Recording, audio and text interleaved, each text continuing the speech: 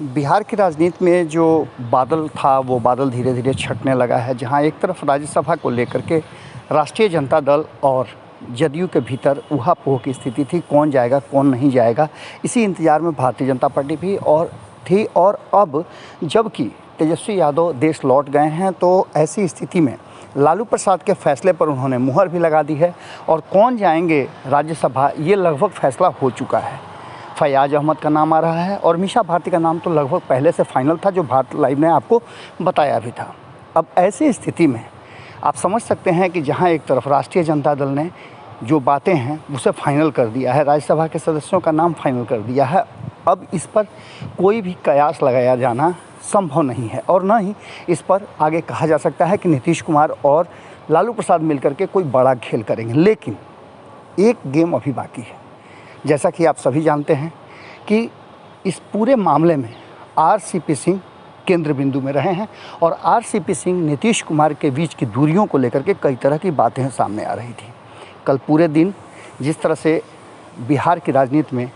गहमागहमी मची रही, आरसीपी के आवास पर भीड़ इकट्ठी होती रही, कई विधायक, कई नेता और कई दलों के लोग उनसे लगातार मुलाकात करते रहे। इस बीच में कयास ये लगाने जाने थे कि कहीं ना कहीं आरसीपी सिंह कोई बड़ा फैसला ले सकते हैं, लेकिन शाम होते होते मामला बदल गया। इसके ठीक पहले जो हमारे सूत्र बता रहे हैं उसके अनुसार जिस तरह से नीतीश कुमार इस पूरे मामले की को देख रहे थे और इस पर मॉनिटरिंग कर रहे थे, पूरी नज़र बनाए हुए थे, उसके बाद उन्होंने जो पार्टी के वरिष्ठ नेता हैं जिनको आरसीपी सिंह के वर्तमान व्यवहार और उनके केंद्रीय मंत्रिमंडल में शामिल होने को लेकर के परेशानी थी या गुस्से में थे, उन सारे लोगों को बैठाया गया। बता दें आपको कि नीतीश कुमार ने सबसे पहले तो ललन सिंह को बुलाया जो कि राष्ट्रीय अध्यक्ष हैं और उसके बाद उनकी मुलाकात उपेंद्र कुशवाहा से होती है। जय कुमार सिंह और अन्य वरिष्ठ नेता पूरी तरह से नीतीश कुमार के साथ बैठने के लिए राजी हुए और बैठक में कई फैसले लिए गए।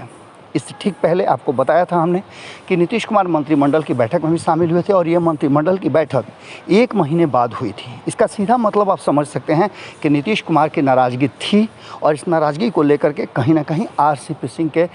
पटना वापस आने और भारतीय जनता पार्टी के बैकफुट पर आने के बाद से ये फैसला और ये मीटिंग हुई। इस मीटिंग में ये फैसला किया गया कि आरसीपी सिंह को बिहार से बाहर भेज दिया जाए और भेजने के बाद जो आगे की रणनीति है उस पर काम शुरू हो जाए। यानी आप समझ सकते हैं कि जो बातें लगातार हम आपको बताते आ रहे हैं कि नीतीश कुमार इतने कच्चे खिलाड़ी नहीं हैं कि वो अपनी कुर्सी से हट जाएं और हट करके जो फाइलों का कारोबार चलता है, जिसकी चर्चाएं होती हैं कि जो भी भारतीय जनता पार्टी से विद्रोह करता है या फिर आपने देखा होगा कि किस तरह से भारतीय जनता पार्टी लगातार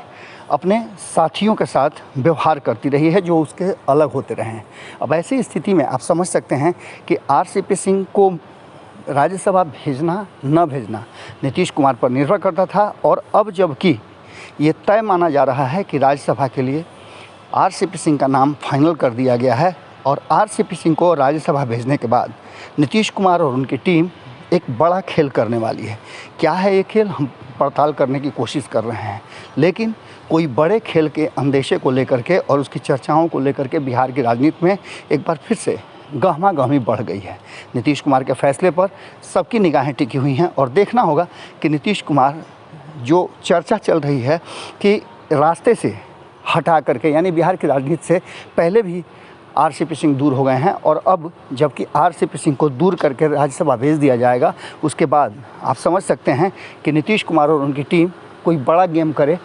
तो उसकी तैयारियां शुरू हो चुकी हैं। अब ये गेम क्या कुछ होगा जल्दी ही हम पता लगते ही आपको बताते हैं। हालांकि हमारे सूत्र बता रहे हैं कि नीतीश कुमार पूरी तरह से मूड बना चुके थे, लेकिन अचानक से भारतीय जनता पार्टी के बैकफुट पर आने के बाद से उनका विचार परिवर्तन हुआ है और ऐसी स्थिति में